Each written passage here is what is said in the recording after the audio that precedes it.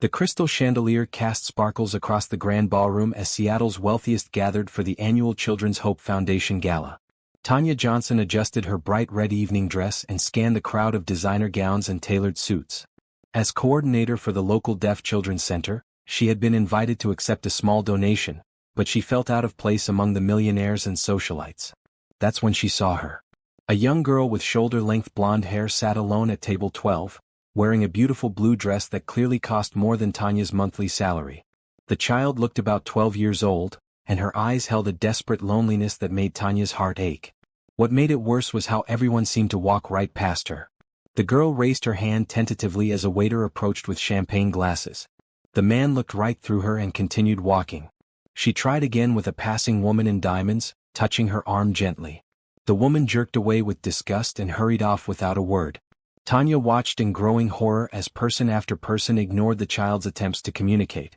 The girl's hands moved in small, frustrated gestures that Tanya immediately recognized as sign language.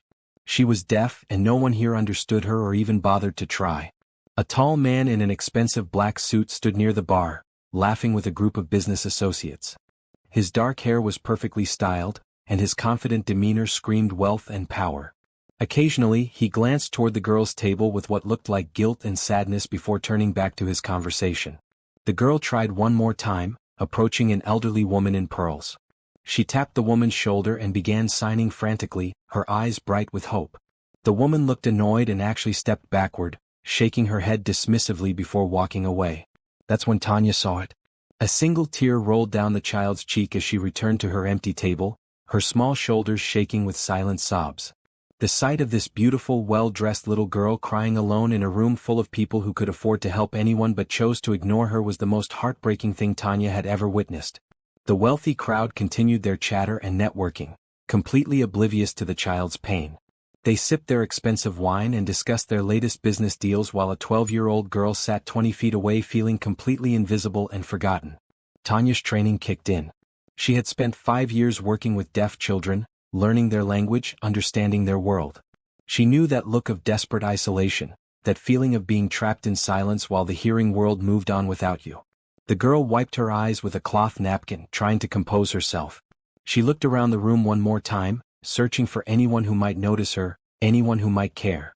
Her gaze landed on Tanya across the room. For a moment they just stared at each other. The girl's blue eyes were filled with such raw loneliness that Tanya felt tears forming in her own eyes. This child had probably spent her entire evening watching her father work the room while she sat alone, unable to participate in conversations, unable to connect with anyone. The man in the expensive suit, who Tanya now assumed was the girl's father, seemed successful and powerful.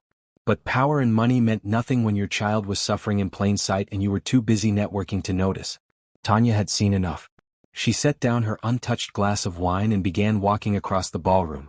Her red heels clicked against the marble floor as she wove between tables of Seattle's elite. Several people looked at her curiously, probably wondering who this unknown woman was and why she was walking with such determination. The closer she got to the girl's table, the clearer the child's distress became. Her hands were clasped tightly in her lap, and she was staring down at the untouched plate of food in front of her. She looked so small and alone in the sea of adults who had more money than they could spend but apparently no time for a hurting child. Tanya reached the table and gently touched the empty chair beside the girl.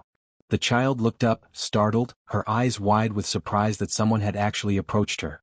Without speaking, Tanya raised her hands and began to sign. "Hello. My name is Tanya. What is your name?" The girl's face transformed instantly. Her eyes went wide with shock, then filled with the brightest joy Tanya had ever seen. Someone finally understood her language. Someone finally saw her. "You know sign language?" Sophie signed back, her hands moving so quickly that Tanya almost missed it. "Yes, I work with deaf children. I've been watching you and I wanted to meet you," Tanya signed, settling into the chair beside her. Sophie's whole body seemed to come alive.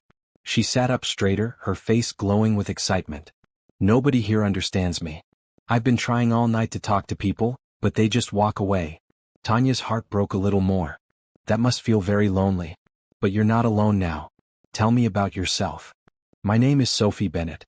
My father is over there," Sophie pointed toward the man in the black suit. "He's very busy tonight." "He's always busy. Is this your first time at one of these events?" Tanya asked. No, but it's the first time I've tried to talk to people. Usually I just sit here and watch. But tonight I thought maybe someone might want to be my friend. Sophie's signs were becoming more animated as she warmed up to the conversation. Tanya could see the intelligence and personality that had been hidden behind the child's earlier sadness. Sophie was articulate and thoughtful, expressing complex ideas through her hands with grace and precision. "Tell me what you like to do for fun," Tanya encouraged. Sophie's eyes lit up even brighter. "I love to read and paint. I'm really good at art because I see things differently than hearing people do. I notice colors and shapes that others miss. My teacher says I have a special gift." "That sounds wonderful. What do you like to paint?" "Faces mostly. I like to paint the emotions that people don't say out loud. Sometimes I can see sadness in someone's eyes even when they're smiling." Tanya was amazed by this child's depth and sensitivity. "You sound very wise for 12 years old. My mom used to say that deaf children often see the world more clearly because we watch everything so carefully. She taught me that being different isn't bad, it's just different." "Your mother sounds like a wonderful woman. Where is she tonight?" Sophie's expression grew sad. "She died 2 years ago. It was just me and her for a long time before that. She got sick and my father, he had to learn how to take care of me. It's been hard for both of us." Now Tanya understood the man's earlier expression of guilt. He was struggling to connect with his deaf daughter after losing his wife. He probably felt helpless and overwhelmed. "I'm sorry about your mother. That must have been very difficult," Tanya sighed gently. "She was the only person who really understood me. Well, until tonight. Until you." Sophie reached out and touched Tanya's hand. "Why did you come over here when everyone else ignored me?" "Because I could see that you were trying to communicate and I know how frustrating that must be. Every child deserves to be heard and understood." Sophie's eyes filled with tears again, but this time they were happy tears. "I can't remember the last time someone wanted to have a real conversation with me. Most people just smile and nod and then talk to my father instead." "Well, I want to hear what you have to say. You seem like a very interesting person." They continued talking for several more minutes. Sophie told Tanya about her school, her art projects, and her dream of becoming a professional painter someday. She was bright, funny, and incredibly mature for her age. Across the room, Tanya noticed the man in the black suit had stopped talking to his business associates. He was staring in their direction with an expression of complete amazement. His daughter was animated and happy in a way he apparently hadn't seen in a long time. "Your father is watching us," Tanya signed. Sophie turned and waved at him. He looked surprised. "He probably can't believe that someone is actually talking to me. Should we invite him over?" Sophie hesitated. "He doesn't know much sign language. My mom was teaching him, but after she died he got so busy with work that he stopped learning. We mostly write notes to each other now.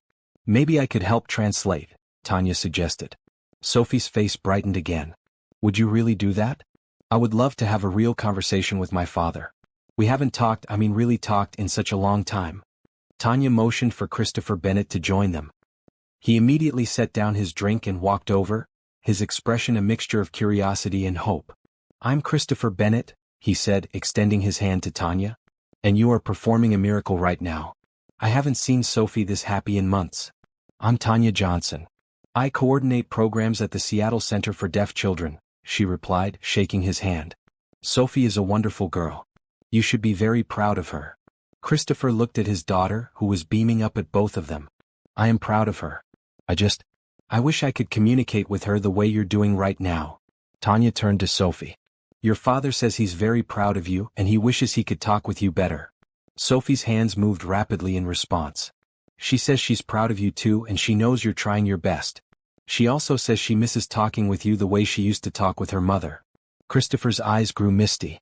"Tell her that I miss that too. More than she knows." Tanya translated, and Sophie immediately reached for her father's hand. "I want to learn to talk with you again," Sophie signed, looking directly at her father while Tanya spoke the words aloud. "I want that too, sweetheart. I never should have stopped learning sign language.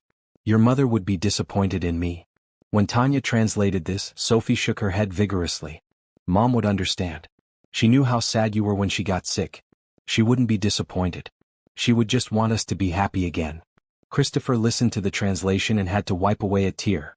"How did I get so lucky to have such a wise daughter?" The three of them continued talking, with Tanya serving as interpreter. Sophie told her father about her art projects, her favorite books, and her dreams for the future. Christopher shared stories about his work and asked Sophie about her opinions on things he had never thought to ask before. Tanya, Christopher said after they had been talking for nearly an hour, I can't thank you enough for this. I had no idea how much Sophie had to say. I feel like I'm meeting my daughter for the first time in 2 years.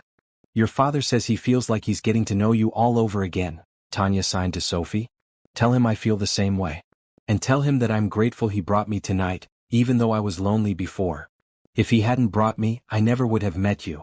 When Tanya translated this, Christopher nodded thoughtfully. Sophie, I want to ask Tanya something, and I want you to hear it too.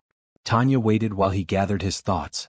Tanya, would you consider letting me make a donation to your center? A significant donation. After seeing what you've done for Sophie tonight, I want to support the work you do with other children like her. Tanya felt a surge of gratitude. Mr. Bennett, that would be wonderful. Our center can always use more resources to help deaf children and their families. Your father wants to give money to help other deaf children, Tanya signed to Sophie. Sophie clapped her hands together excitedly. That's perfect. Maybe other kids won't have to feel as lonely as I did tonight. But I want to ask for something else too, Christopher continued. Would you consider working with Sophie privately? I want to learn sign language again, and I want Sophie to have someone who understands her. I'll pay you well, whatever you think is fair. Tanya looked at Sophie, who was watching eagerly for the translation.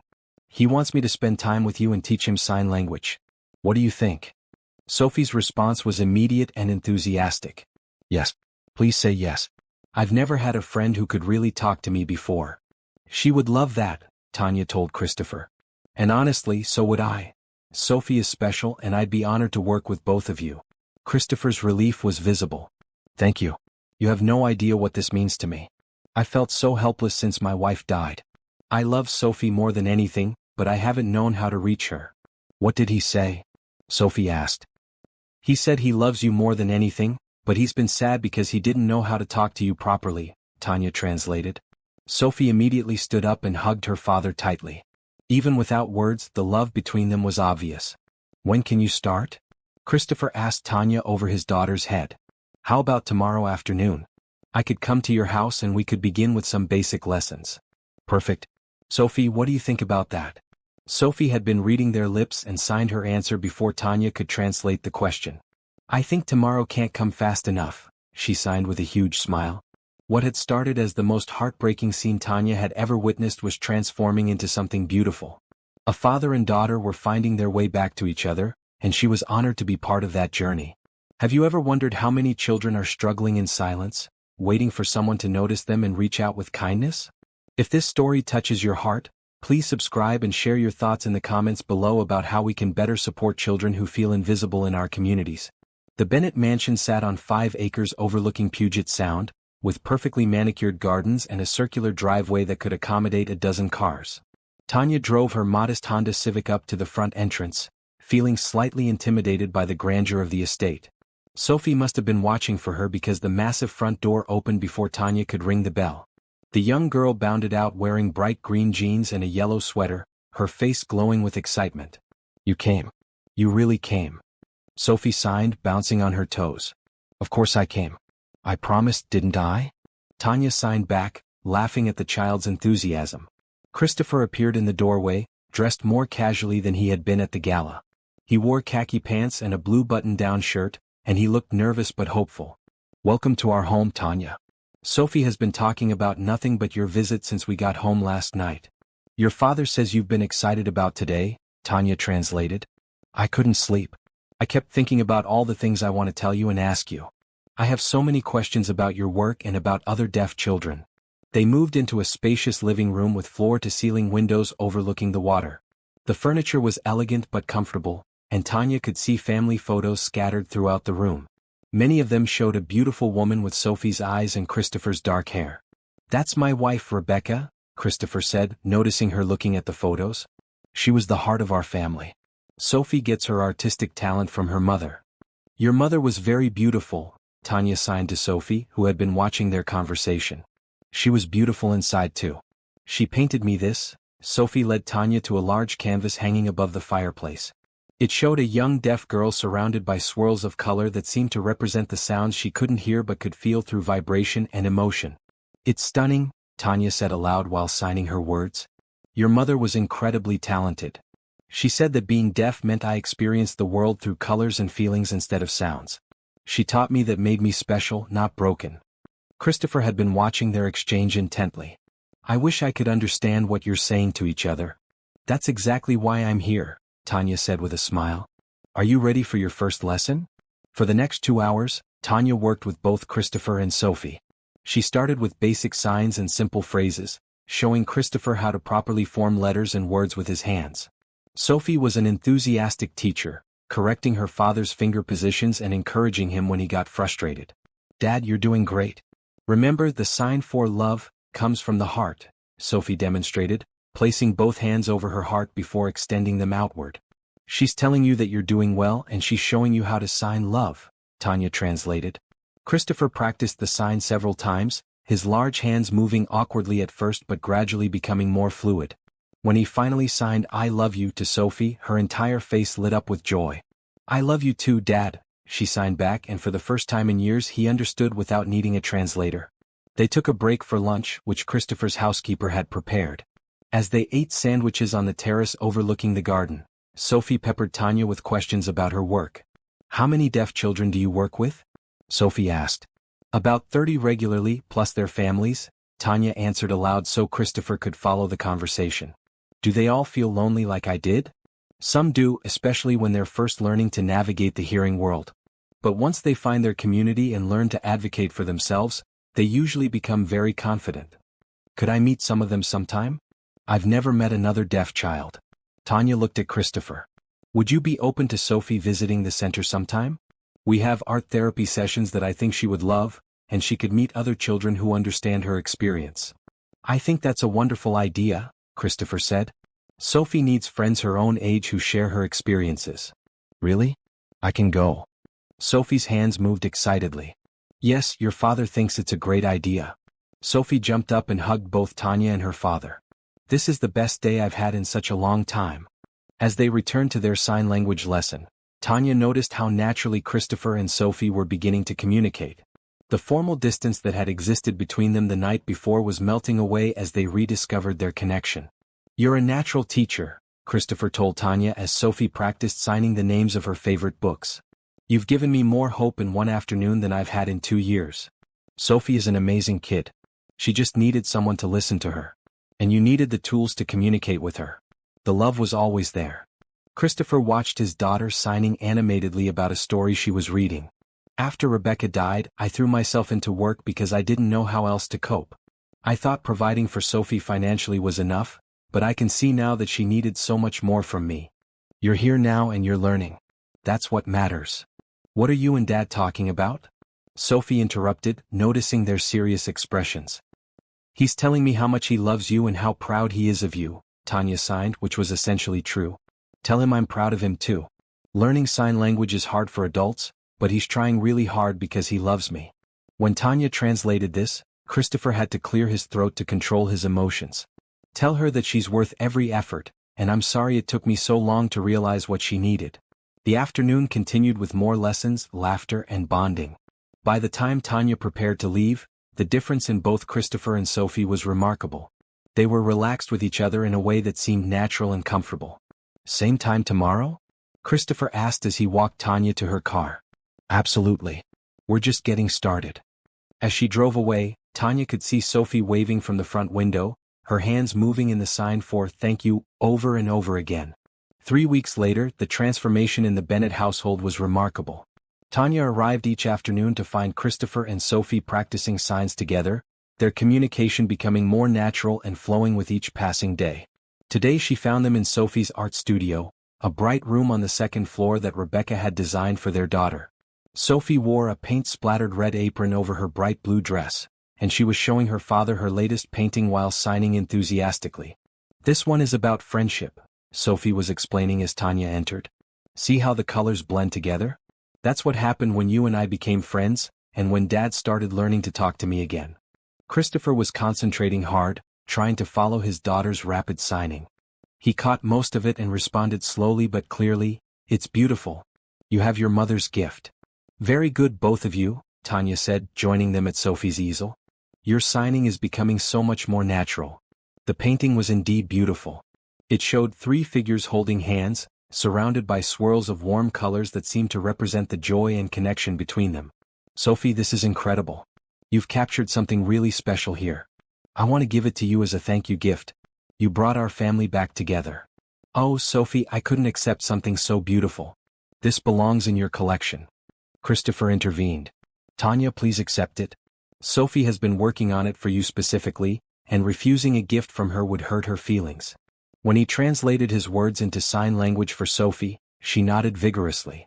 Please take it. It makes me happy to give you something special. Tanya felt tears forming in her eyes. Thank you, Sophie. I'll treasure it always. They moved downstairs to the living room for their daily lesson, but today felt different. The formal teacher-student dynamic had evolved into something that felt more like family time. Tanya, can I ask you something personal? Sophie signed as they settled onto the couch. Of course, anything. Do you have a family? Are you married? I'm not married and I don't have children of my own. I've been so focused on my work that I haven't made time for romance. That's sad. You would make a wonderful mother. You're so kind and patient. Christopher had been following the conversation through Tanya's translations. Sophie's right. You have a natural way with children that's really special. Thank you both. Working with kids like Sophie is very fulfilling for me. But don't you want your own family someday? Sophie persisted with the curiosity of a 12-year-old. I suppose I do, but it would have to be with someone very special. Someone who understands how important my work is to me. Christopher cleared his throat. Speaking of your work, I've been thinking about our arrangement. Tanya felt a moment of panic. Was he ending their sessions? What about it? I think I've been underpaying you. The change you've brought to our lives is invaluable. I'd like to increase your fee significantly. Relief washed over her. Mr. Bennett, you're already paying me very generously. Please call me Christopher. And I insist. You've given me my daughter back. You've given Sophie confidence and joy. That's worth any amount of money. What is Dad saying? Sophie asked, noticing the serious conversation. He wants to pay me more money because he's grateful for our lessons. Sophie's response was immediate and passionate. Money isn't enough. Tell him he should ask you to stay with us forever. Tanya blushed as she translated, leaving out the forever part. Sophie says she's grateful for the lessons too. Christopher smiled knowingly. I have a feeling Sophie said more than that. What did she really say? Tanya hesitated, then decided honesty was best. She said you should ask me to stay with you forever. Christopher's expression grew thoughtful. Out of the mouths of babes. Sophie often sees things more clearly than adults do. What did he say about what I said? Sophie demanded. He said you're very wise for someone your age. That's not what he said. His face looked different.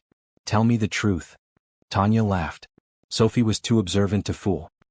He said that you see things clearly and that maybe your idea isn't a bad one. Sophie clapped her hands together in delight. Really? Dad, do you like Tanya the way men like women in movies? Christopher's face turned red as Tanya translated this question. I think my daughter is getting ahead of herself. But Sophie wasn't finished. Dad, I see how you look at Tanya when you think nobody is watching. And Tanya, I see how you smile when Dad learns a new sign. You both get happy when you're together. Your daughter is very perceptive, Christopher said quietly. She's right, isn't she? Tanya said, surprising herself with her boldness. About how we look at each other. Christopher met her eyes. Yes, she is. Sophie, would you mind giving Tanya and me a few minutes to talk alone? Finally. Sophie signed with obvious satisfaction. I'll be in my room painting. Take your time. After Sophie bounced upstairs, Christopher and Tanya sat in comfortable silence for a moment. This is probably inappropriate, Christopher began. You work for me and I don't want to make you uncomfortable. You're not making me uncomfortable. I've been feeling the same way but didn't know if it was professional to say anything. The truth is, I haven't felt this way about anyone since Rebecca died. I wasn't even sure I could feel this way again.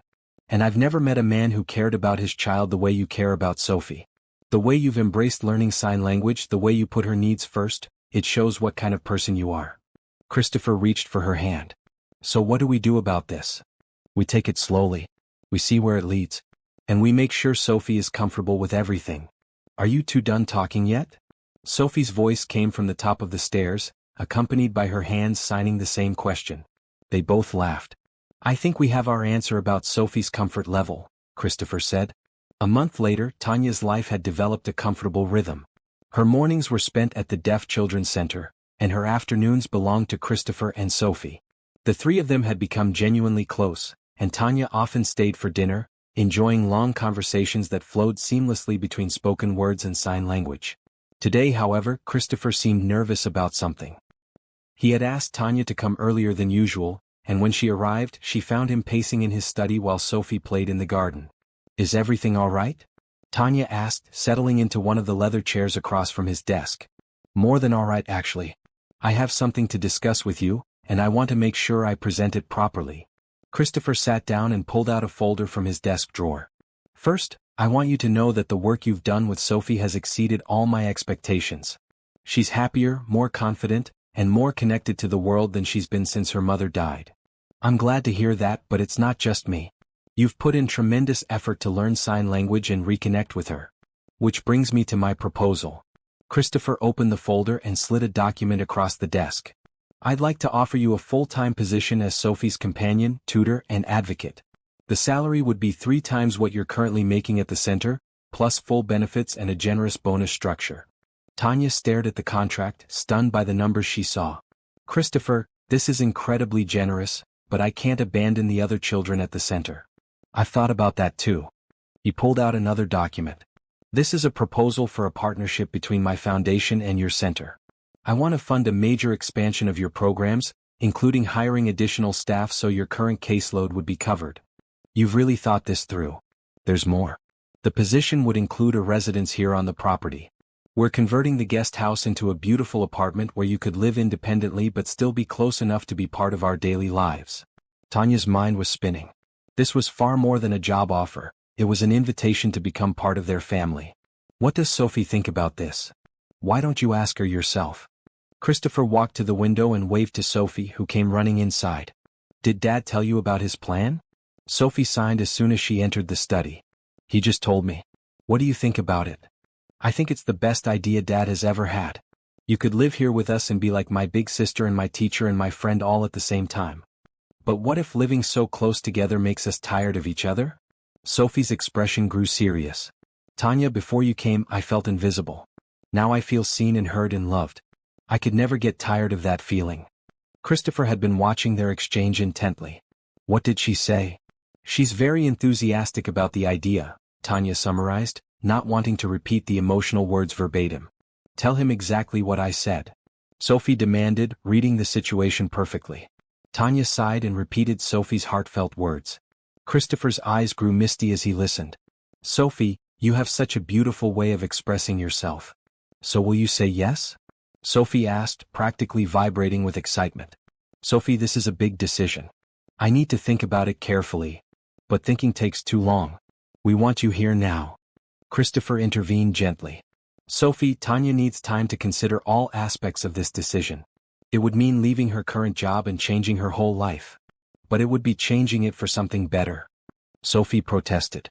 "Sweetie, let's give Tanya some space to think, okay?" "How much space? How much time? How about a week?" Christopher suggested, looking at Tanya for confirmation. "A week sounds reasonable," Tanya agreed. "A whole week? That's forever." Despite her swirling emotions, Tanya had to smile at Sophie's dramatic reaction. "A week will go by quickly. And in the meantime, we'll continue our regular lessons. Promise you won't disappear while you're thinking?" "I promise. I would never disappear without talking to you first." Sophie seemed satisfied with this assurance, though she was clearly disappointed that Tanya hadn't accepted immediately. After Sophie went back outside to play, Christopher walked Tanya to her car. "I hope I haven't overwhelmed you," he said. "I know it's a big change. It is overwhelming, but in a good way. A year ago, I never could have imagined being offered an opportunity like this. What concerns you most about accepting?" Tanya considered the question carefully. "I suppose I'm worried about the personal aspects. Working together, living on the same property, spending so much time together, it could complicate our relationship. Or it could strengthen it. But I understand your hesitation. What if things don't work out between us romantically? Would that affect the job?" Christopher shook his head firmly. "Sophie needs you regardless of what happens between us. Your position would never be dependent on our personal relationship." "You'd really put that in writing?" "Absolutely. Sophie's well-being comes first always. As Tanya drove home, her mind raced with possibilities. The offer was generous beyond her wildest dreams, and the chance to become a real part of Sophie's life was incredibly appealing. But was she ready to take such a big leap? That evening she called her best friend Maria for advice. "Let me get this straight," Maria said after hearing the whole story. "A billionaire is offering you a dream job, a beautiful place to live, and the chance to be part of a loving family, and you're hesitating. Why exactly? Because it's too good to be true? Or because you're scared of being happy? Tanya, you've spent your whole adult life taking care of other people's children. Maybe it's time to let someone take care of you. But what if I mess it up? What if you don't? What if this is exactly what you've been waiting for without realizing it?" After hanging up with Maria, Tanya sat in her small apartment and looked around at her modest life. She had always been proud of her work and her independence, but she couldn't deny that she had been lonely. The thought of sharing daily life with Christopher and Sophie, of being part of their family, filled her with a warmth she hadn't felt in years. The question wasn't whether she wanted to accept the offer. The question was whether she was brave enough to embrace the happiness it promised. Tanya didn't need a full week to decide. 3 days after Christopher's offer, she called him with her answer. "I accept," she said simply when he answered the phone. "Really? You're sure?" "I'm sure." Sophie was right, thinking was taking too long. "My heart knew the answer from the beginning. Sophie is going to be thrilled. Can you come over? I'd like to celebrate this properly." When Tanya arrived, she found Christopher and Sophie waiting in the living room with a bottle of sparkling cider and a homemade banner that read, "Welcome home, Tanya," in both English and finger-spelled letters. "You said yes. I knew you would," Sophie signed, launching herself into Tanya's arms. "How did you know I would say yes when I wasn't even sure myself?" "Because you love us, and we love you. Love always finds a way to work out." The wisdom of this 12-year-old continued to amaze Tanya. "You're absolutely right." Over the next month, Tanya transitioned out of her position at the center, helping to train her replacement and ensuring all her clients were properly cared for. True to his word, Christopher's foundation funded the expansion that allowed the center to serve more children than ever before. The guest house renovation was completed quickly, and Tanya moved into her new home on a sunny Saturday in June. Sophie had insisted on helping decorate, and the result was a perfect blend of Tanya's practical style and Sophie's artistic flair. "Do you like it?" Sophie asked as they put the finishing touches on the living room. "I love it. It's perfect. Now you're really part of our family." That evening, Christopher hosted a small dinner party to celebrate Tanya's move. He had invited a few close friends, and Tanya was touched by how naturally they accepted her as part of the Bennett family. "So, Tanya," said Mrs. Patterson, Christopher's elderly neighbor, "how long have you and Christopher been together?" The question caught Tanya off guard. Although their romantic relationship had been developing naturally, they hadn't discussed labels or made any formal announcements. Christopher smoothly intervened. "Tanya has become an essential part of our family. We're very grateful to have her here." Later, as they cleaned up after the guests had gone home, Sophie made an observation that surprised both adults. "Mrs. Patterson thinks you and Dad are boyfriend and girlfriend. What gave her that idea?" Christopher asked after Tanya translated. "The way you two look at each other. And the way Dad smiles all the time now. And the way Tanya gets shy when people ask about your relationship." "Your daughter doesn't miss anything," Tanya said to Christopher. "Are you boyfriend and girlfriend?" Sophie asked directly. Christopher and Tanya looked at each other, both smiling. "Would that be okay with you?" Christopher asked his daughter. "More than okay. I've been hoping for it since the first day Tanya came here." "Well then," Christopher said, turning to Tanya, "I guess it's official. Would you like to be my girlfriend?" "I would love to," Tanya replied, feeling like a teenager despite being 28 years old. Sophie clapped her hands in delight and then made a suggestion that made both adults laugh. "Now you should kiss. That's what people do in movies when they become boyfriend and girlfriend." "Sophie." Christopher signed, his face turning red. "What?" "It's romantic." Tanya stepped closer to Christopher. "She has a point. It would be romantic." Their first kiss was sweet and gentle, witnessed by an enthusiastic 12-year-old who signed "finally" with dramatic flair. Over the following weeks, their relationship developed naturally and comfortably. Christopher was respectful of Tanya's independence while making it clear how much he valued her presence in their lives. Tanya found herself relaxing into a happiness she hadn't known she was missing. Sophie thrived in their new family dynamic. She called Tanya her heart sister, a term she had invented to describe someone who was more than a friend but not quite a blood relative. "Will you teach me how to braid hair?" Sophie asked one afternoon as they sat in the garden. "Of course. Is there a special reason you want to learn?" "I want to braid your hair for you sometimes. Mom used to braid mine and it felt so nice. I want to do something nice for you too." As Sophie carefully practiced braiding techniques on Tanya's curly hair, Tanya felt a deep sense of contentment. This beautiful, thoughtful child was healing parts of her heart she hadn't even realized were broken.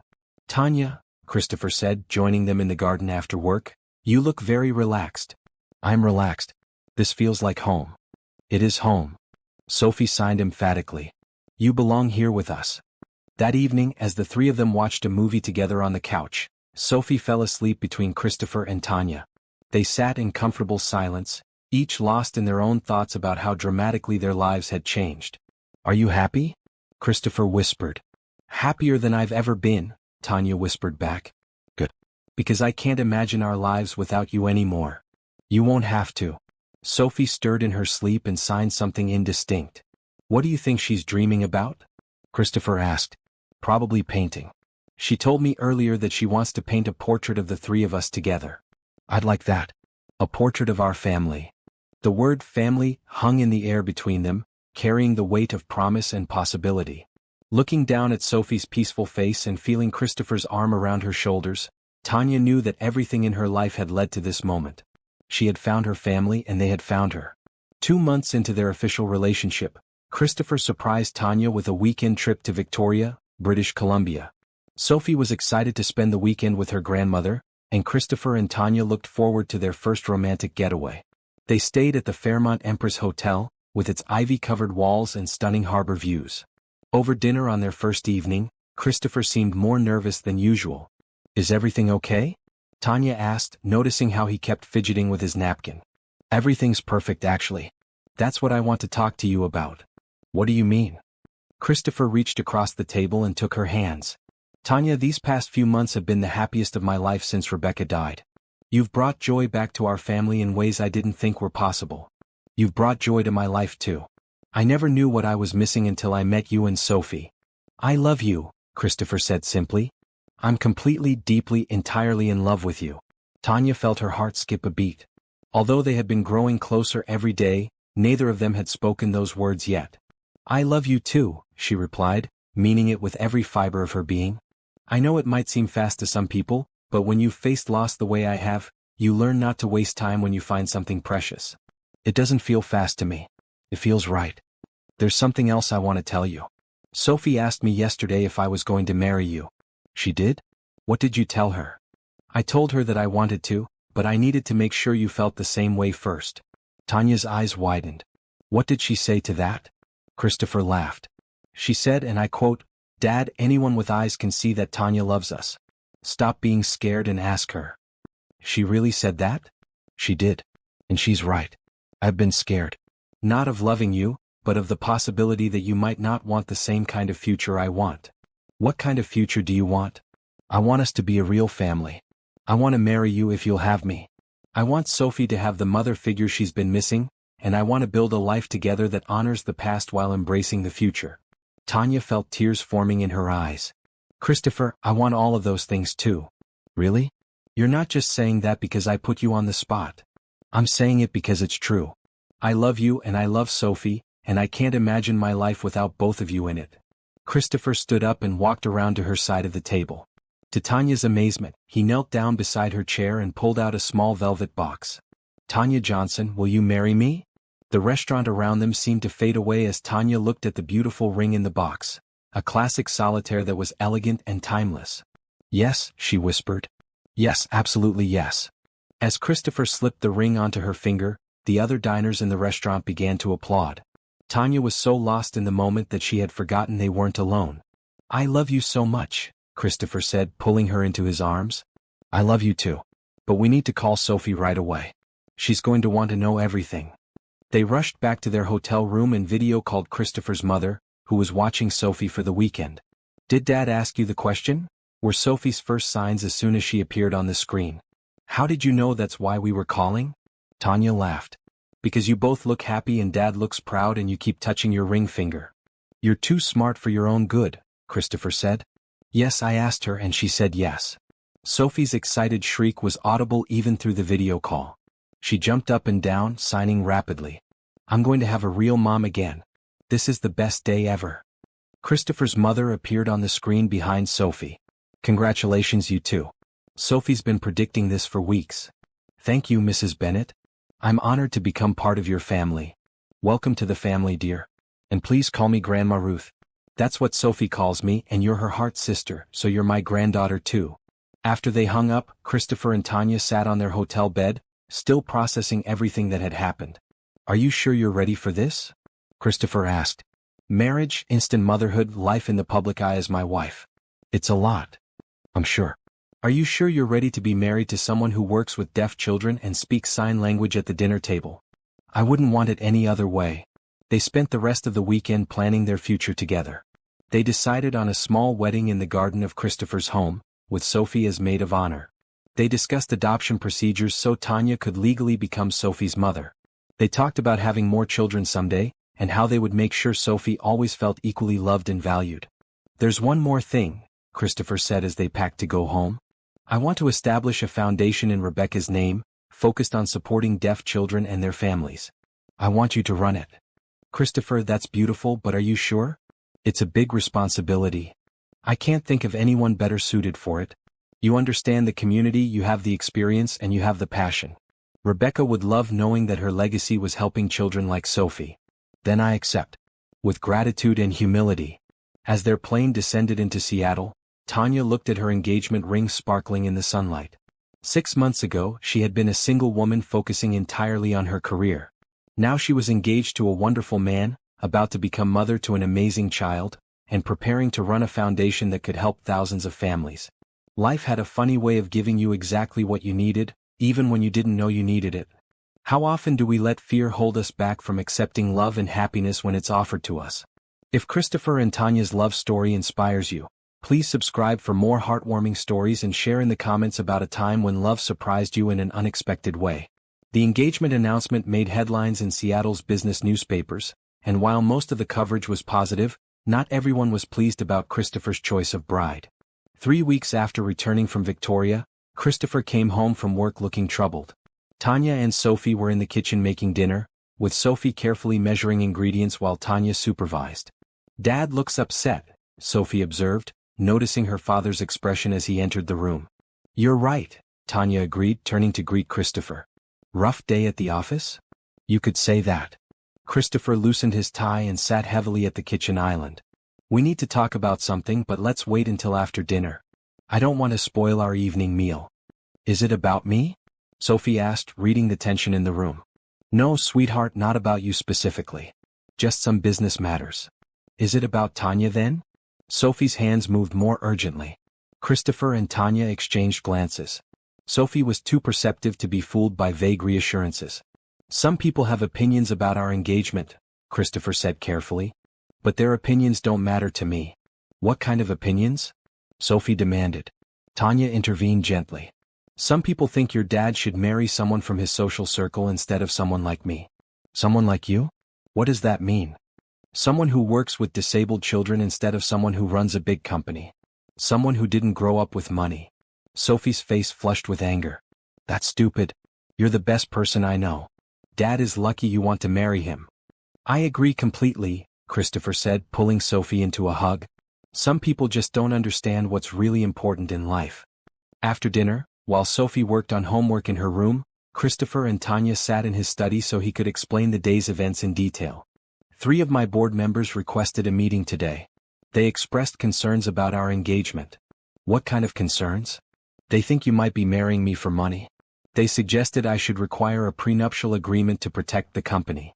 Tanya felt like she had been slapped. They think I'm a gold digger. Their exact words were more diplomatic, but yes, that's the implication. What did you tell them? I told them that my personal life is not subject to board approval, and if they have concerns about my judgment, they're welcome to call for a vote of no confidence. Christopher, you can't risk your company for me. I'm not risking anything. The company is successful because of my leadership and vision, not because of who I marry. But they made it clear they'll continue to be a problem if I don't address their concerns. So what do we do? Christopher pulled out a document from his briefcase. I want to prove to them that you're not interested in my money. I want us to sign a prenuptial agreement. Tanya stared at the papers. You want a prenup? Not because I don't trust you, but because I want to shut them up permanently. The agreement would actually be very favorable to you. It would guarantee your financial security regardless of what happens to our marriage, but it would make it clear that you're not entitled to company shares or voting rights. I don't want your money, Christopher. I never did. I know that. But signing this would prove it to everyone else. Tanya thought about it carefully. If it helps protect your business relationships and proves that I'm marrying you for love, then I'll sign it gladly. Are you sure? You should have a lawyer review it first. I'm sure. But I want to make one modification. What's that? I want a clause stating that if anything happens to you, I get full custody of Sophie. Not shared custody with your family, not supervised visits. Full custody. Christopher smiled. That's already in there. Sophie is your daughter now in every way that matters. The next morning they met with lawyers to finalize the agreement. The document was fair and reasonable, protecting both parties while making it clear that their marriage was based on love, not financial gain. When the signed prenup was delivered to the board members that afternoon, their objections evaporated immediately. One even called to apologize for doubting Christopher's judgment. I'm proud of you, Christopher told Tanya that evening. A lot of women would have been offended by the request for a prenup. Why would I be offended by you wanting to protect what you've built? I don't need your money to be happy. I just need you and Sophie. Are the mean people going to leave Dad alone now? Sophie asked at dinner, having overheard enough conversations to understand the basic situation. Yes, sweetheart. Everything is settled. Good. Because if they had kept being mean to Tanya, I was going to write them a letter telling them how wonderful she is. What would you have said in the letter? Christopher asked. I would have told them that Tanya makes our family complete. That she makes Dad happy and me happy. That she works hard to help children like me. And that anyone who can't see how special she is must be blind. Christopher translated for Tanya, who was moved to tears by Sophie's fierce loyalty. You know what, Sophie? I think we should write that letter anyway, not to send it, but just because those are beautiful thoughts that deserve to be written down. Can I paint it instead of writing it? I could paint our family being happy together, and then everyone would see why you and Dad belong together. I think that's a perfect idea. Later that night, as Christopher and Tanya prepared for bed, they reflected on how the day had tested their relationship and strengthened it. I was worried you might have second thoughts after dealing with the board members' attitudes, Christopher admitted. Never. If anything, it made me more determined to prove them wrong. I want to be the best wife and mother I can be, not just for us, but to show the world that love matters more than social status. You're already the best wife and mother I could ask for. We haven't even gotten married yet. Doesn't matter. You chose our family and you fought for us when people questioned your motives. That tells me everything I need to know about the kind of woman you are. As they settled into bed, Tanya realized that every challenge they faced together only made their bond stronger. They had weathered doubt and criticism, and emerged more committed to each other than ever. Their love story was not just about romance. It was about building a family based on mutual respect, shared values, and unwavering loyalty to each other. The morning of the wedding dawned clear and bright, with October sunlight streaming through the windows of the Bennett estate. The garden had been transformed into a romantic ceremony space, with white chairs arranged in rows facing an arch covered in Sophie's favorite flowers. Tanya stood in the guest house, now her permanent home, wearing a simple but elegant ivory dress. She had chosen something understated and classic, wanting the focus to be on the commitment she was making rather than the glamour of the event. You look beautiful, Sophie signed as she entered the room wearing her maid of honor dress in a lovely shade of coral. Thank you, sweetheart. You look pretty amazing yourself. Are you nervous? A little, but in a good way. Are you nervous? No, I'm excited. Finally, you'll officially be my mom. The adoption papers had been finalized the week before, making Tanya legally Sophie's mother. But the wedding would complete their transformation into an official family. I have something for you, Sophie said, pulling out a small wrapped package. Sophie, you didn't need to get me a gift. It's not really a gift. It's something that belongs to you now. Tanya unwrapped the package to find a delicate silver bracelet with a heart-shaped charm. It was my birth mom's. Grandma Ruth gave it to me after Mom died, but I want you to have it now. Mom would want the person taking care of me to carry a piece of her love too. Tears filled Tanya's eyes as she fastened the bracelet around her wrist. Sophie, This is the most precious gift anyone has ever given me. Do you think she would be happy? About Dad marrying you and you becoming my mom? Tanya knelt down to Sophie's level, taking the girl's hands in hers. I think your birth mom is watching over you, and I think she's very happy that your dad found someone who loves you as much as she did. I think so too. I can feel her sometimes, especially when we're all together being happy. A knock at the door interrupted their emotional moment. Christopher's mother entered, looking elegant in navy blue. The guests are seated and Christopher is getting antsy. Are you ladies ready? More than ready. Sophie signed enthusiastically. As they walked toward the ceremony space, Tanya felt a deep sense of peace. The guest list was small but meaningful, filled with people who had supported their relationship from the beginning. Her friend Maria from work, several families from the Deaf Children's Center, Christopher's business associates who had become genuine friends, and the few family members from both sides who truly mattered. Christopher stood at the altar looking handsome in his dark gray suit, his eyes lighting up as he saw Tanya walking toward him. But what made her heart skip was the sight of him signing, "I love you," as she approached. The ceremony was officiated by a minister who had learned basic sign language specifically for their wedding, ensuring that Sophie could follow every word. When it came time for vows, Christopher and Tanya had decided to speak them aloud while also signing, creating a beautiful visual element that honored Sophie's place in their family. Tanya, Christopher began, 6 months ago, I watched you see my daughter when everyone else looked right through her. In that moment, I knew you were special, but I had no idea you would become everything our family needed. You brought light back into our lives, love back into our home and joy back into our hearts. I promise to love you, support you, and cherish you for all the days of my life. Tanya's own vows were equally heartfelt. Christopher, you showed me what it means to be part of a real family. You and Sophie welcomed me with open hearts and made me feel like I belonged somewhere for the first time in my adult life. I promise to love you both, to protect our family, and to never take for granted the miracle of finding my true home with you. But the most moving moment came when Sophie stepped forward to offer her own vows. Tanya, she began, her hands graceful and sure, you gave me my voice back when you learned my language. You gave me confidence when you believed in me. You gave me a mother's love when I thought I would never have that again. I promise to be the best daughter I can be, and to always remember that families aren't just made by birth, they're made by choice and love. The minister translated Sophie's words for the hearing guests, and there wasn't a dry eye in the garden. When Christopher and Tanya were pronounced husband and wife, they kissed to enthusiastic applause. But immediately after, they both turned to Sophie and pulled her into their embrace, making it clear that this was a celebration of their entire family unit. The reception was held on the terrace overlooking the garden, with dinner, dancing, and speeches that celebrated not just the couple but the beautiful family they had created together. Sophie gave a speech in sign language that brought everyone to tears, talking about how love had transformed their house into a home and 3 separate people into one unbreakable family. As the evening wound down and the last guests departed, Christopher, Tanya, and Sophie sat together on the garden swing, still in their wedding clothes but finally relaxed. Was it everything you wanted it to be? Sophie asked. It was perfect, Tanya replied. Absolutely perfect. I couldn't agree more, Christopher added, pulling both his wife and daughter closer to him. What happens next? Sophie wondered. Next, we live happily ever after, Tanya said simply. Like in the fairy tales? Better than the fairy tales because this is real. As they sat together watching the stars come out over Puget Sound, Tanya reflected on the incredible journey that had brought them to this moment.